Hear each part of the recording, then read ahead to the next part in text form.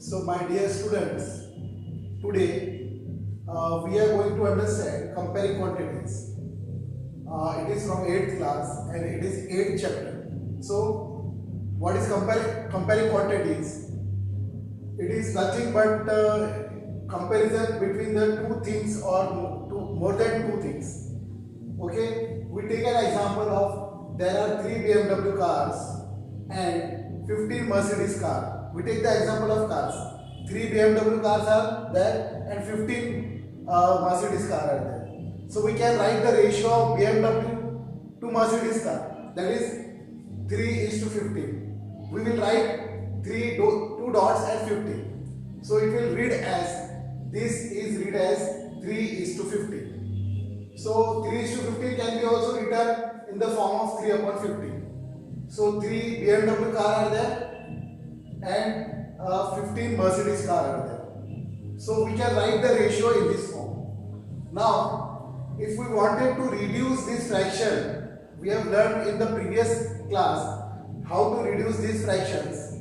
So the common number, 3 is the common number for both the numerator and denominator. We can divide the common factor by numerator as well as denominator also. So we will divide 3 by 3, numerator in numerator, and 15 will be divided by 3. So in numerator also we have divided by 3 and denominator also we have divided by 3. We get the equivalent number, equivalent fraction, sorry. So 3 divided by 3 becomes 1 and 15 divided by 3 becomes 5. So 3 upon 15 can be reduced to 1 upon 5. Similarly, we can find out any fraction, or we can find out we can reduce the fraction if there is a common factor between them. So also we can now say that BMW cars are 1/5 of Mercedes car. That is 1/5 of Mercedes car means 15 upon 5 becomes 3. So the BMW car are 1/5 of Mercedes car. Or we can say vice versa. We can say that Mercedes car are 5 times of BMW cars. So we have understood the ratios, how to write and how to convert them into fractions and how to reduce it. Now in the second step, we are going to understand the percentage, how the percentage are calculated. So we always take 100 as a base for calculation of percentage. If I am asking you about 10% of 100 is, what we will write? 10 upon 100. 10% of 100 means 10% we will write 10 upon 100 and we will multiply and divide by 100. So to find out the percentage, we have in denominator we should have 100. So whatever the percentage we have to calculate, 10 upon 100, 10% will be written as 10 upon 100 and it will be divided, multiplied and divided by this fraction. So we get the answer, 100 will be cancelled and 10 upon 100. So 10 upon 100 can be written as 10%. If you eliminate 100 from the denominator, you can write the sign of percentage. So eliminating this 100, you can write the percentage sign. 10 upon 100 can be written in this form, that is 10%. Now, to find out the percentage of fraction 4 upon 5, we have to multiply and divide by 100. So 4 upon 5 will be multiplied and divided by 100. And in this case, we have to keep the 100 in the denominator. So if we keep the 100 in the denominator, it becomes the percentage value. Now 4 upon 5 is multiplied and divided by 100. So every time we have to multiply and divide by 100 to any fraction if we want to calculate the percentage. So by solving this, 5 on the 5 20 is 100, that is 4 into 20 becomes 80 and 100 remains as it is. So 80 upon 100 means 80%. So in denominator you should always have 100 to convert them into percentage. So you can write it as 80%. You can just remove this 100 and you can write 80 and the sign of percentage. Or you can do it another way, that is for if 4 upon 5 is a fraction and you have to convert them into percentage, then what you will do? You will bring this denominator to 100. So what should be multiplied to 5 to get 100? So we have 5 into 20, we get 100. If denominator is multiplied by 5, then numerator will be also multiplied by, it is multiplied by 20 and numerator is also multiplied by 20. So multiplied by 20, 5 is multiplied by 20 and 4 is also multiplied by 20. The product becomes in numerator 80 and in denominator we get 100. So what is 80 upon 100? 80 upon 100 is 80%. So eliminating this 100, only keeping 80 and writing the sign of percentage. So if you eliminate 100, you can write the sign of percentage. So 80%. So any fraction you can convert into percentage by multiplying and dividing by 100. Or you have to just bring the denominator 100. If you are multiplying the denominator by the number, the same number will be multiplied in the numerator also. Now in the third case, we will see that I have an example. If there are 1000 students, the ratio of girls and boys is 4:6. Now there are 1000 number of students in a school and the girls to boys is 4:6. Now we will see that ratio is given 4:6. We can write 4 upon 6. But here 4 plus 6 is what? 10. So out of 10 there are 4 girls and out of 10 there are 6 boys. On this basis you have to calculate the percentage and you can find out if one ratio is given, you can find out the other ratio which is not given. So 4:6 means 4 plus 6 is 5, 4 plus 6 is 10. Now 4 upon 10 you can write. Out of 10 there are 4 girls and out of 10 there are 6 boys. Similarly, we can then adding 4 plus 6, that is 10. I have told you before only. Number of girls is 4 upon 10 into 1000. So whatever the number of girls, the total number of boys and girls are given in the school, it is 1000.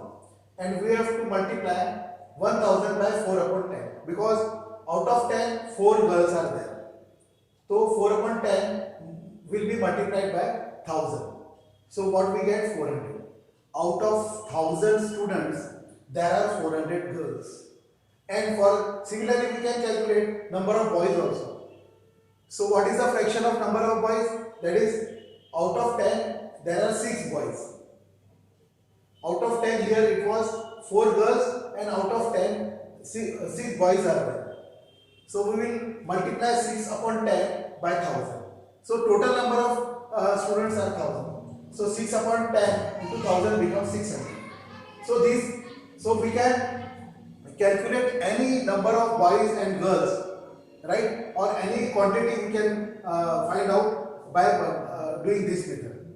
Now to calculate percentage of girls and boys out of 1000 students, 4 upon 10 into 100. So now we have to calculate the percentage of boys, girls and boys. So to calculate the percentage, not number of boys and number of girls. We have seen here the number of boys and number of girls. Now we will calculate the percentage of girls in the school. So 4 upon 10, out of 10, 4 girls are there. So how many percentage are there? 4 upon 10 into 100 we have to multiply. I have told you in the previous case that 4 upon 10, so we have to multiply and divide by 100 also.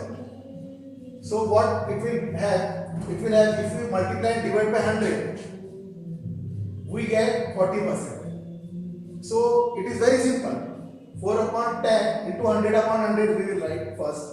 If we write 100 upon 100, then it becomes, if 1 0 is cut from the denominator and 1 0 is cutted from the numerator, then we get 40 upon 100. So 40 upon 100 is nothing but it is 40%. So 40 upon 100 can be written as 40%. Similarly, there are 40% girls. Similarly, 6 upon 10 into 100 upon 100 we can write. So 1 0 is cancelled by the numerator 0. We get 60% of boys. So there are 40% of girls and 60% of boys. Now we have, suppose if the question is arise, new question is arise like we now can calculate if percentage of girls and boys have asked. Say 400 is how much percent of 1000? 400 is how much percent of 1000? We can write the equation in this form. 400, let x be the percentage of girls. Let, we have to suppose x, y, z, you can take any variable. So let x be the percentage of girls. That means x percent of 1000 is 400. We know there are 400 girls.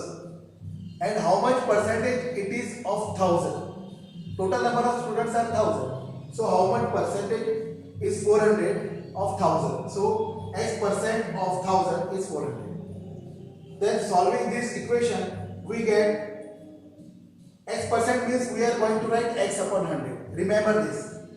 X percent means x upon 100. So we will write x percent instead of x percent. We write x upon 100 into 1000. And here we have 400. Because we know the number of girls is 400, but we don't know the percentage of girls out of 1000 students. So we get here by calculating x is equals to 40%. Similarly, number of boys. If we take x percent of boys, now x percent of 1000 is 600. We have got the number of boys 600.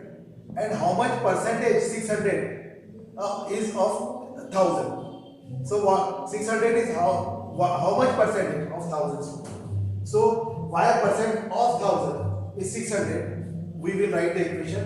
Then y upon 100 we will write.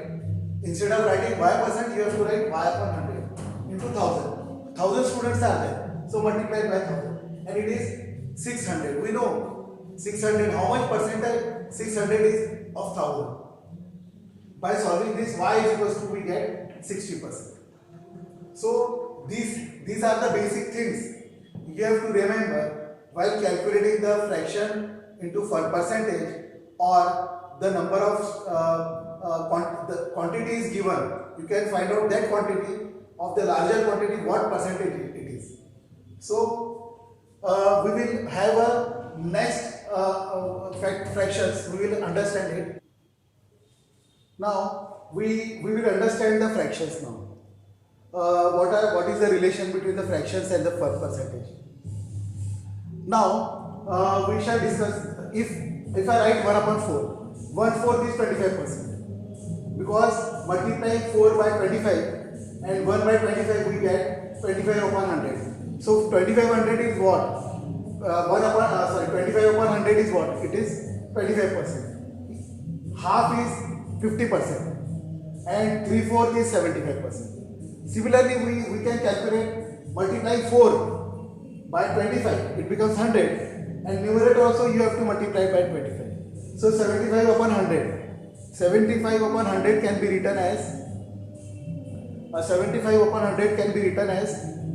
75%. Okay. So we have again different fractions. Now what are those fractions? We will discuss. If A and B are sharing $4, right, and A's ratio is 1/4, then B's ratio becomes 1 minus 1/4. So we have to subtract one fraction from 1. So we have to take 1 as a base. So 1 will be taken as a base, and from 1 we have to subtract 1 upon 1/4. So when 1/4 is subtracted from 1, you get the other fraction 3/4. Here I am giving an example. If I have 5,000 rupees and means I have to share between A and B. So A will get 1,000 rupees out of 5,000. So 1 upon 5 will be the ratio for A, and the ratio for B will have out of 5 we have to subtract 1, then you have 4. So difference between the numerator and denominator here. 4 minus 3 is 1. So one fraction is 3 upon 4. then the other fraction will be 1 upon 4. So 1/4 and 3/4. If we add that, it becomes 1. Similarly, if the ratio is 3/5, so one person is having 3000 out of 5000, then the other person will have 2000 out of 5000. So there the bifurcations are made between 3 and 5. So what is the total here in the denominator? The total is 5, and it is divided into two parts, that is 3 and 2. So the one fraction is 2 upon 5, then the other fraction becomes 3 upon 5. So you can, if you have one fraction, you can calculate the other fraction, remaining fraction. So these are the basic things which are very important to understand the comparing quantities. In the next video, we shall discuss about the exercises, and we will solve the exercises which will help us to solve all the problems of comparing quantities. Thank you very much. If you like my videos, you can subscribe it, and you can share your comments. Thank you very much, students.